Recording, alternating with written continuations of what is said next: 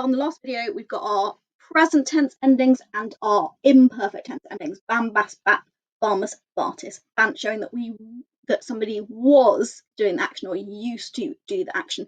So now we're going to move on to the perfect tense. And the perfect tense, let me get myself straight.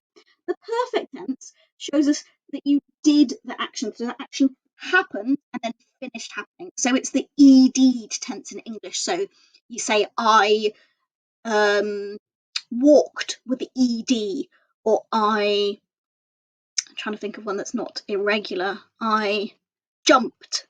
So it happened in the past, then it finished happening.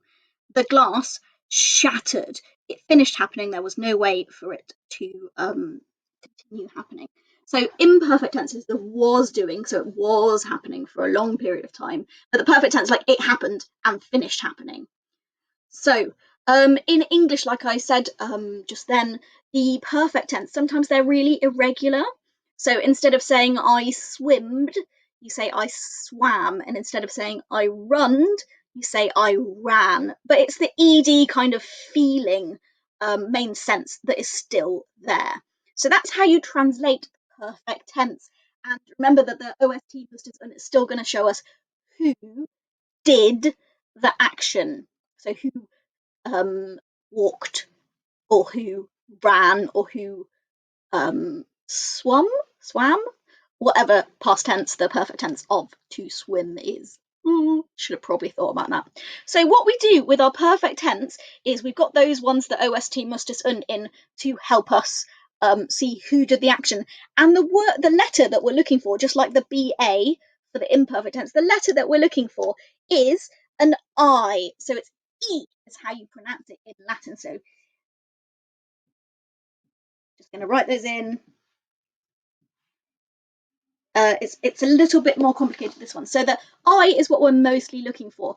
But again, our Romans are lazy and they don't like saying like io, is, it, imus, itis. It's difficult for them. So we're actually going to add in a few more letters to some of these as well. So io for I did the action. We're just going to get rid of the O completely. So it's E. So ambular we with the E on the end.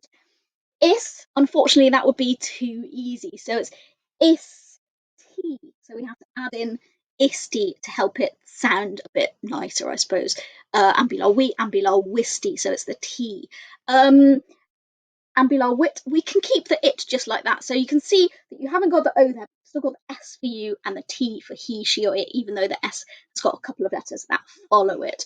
Okay, imus is fine, but just as we kind of would have thought, the U, because the U one goes weird, the U one goes weird down here, so U plural is is, tis.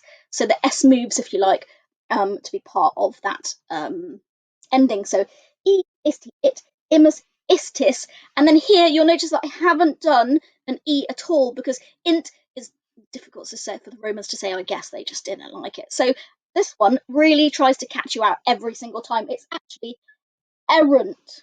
So it goes E, isti, it, imus, istis, errant for the perfect tense to try and catch us out on that one there. So annoying, the Romans. So E, I did something.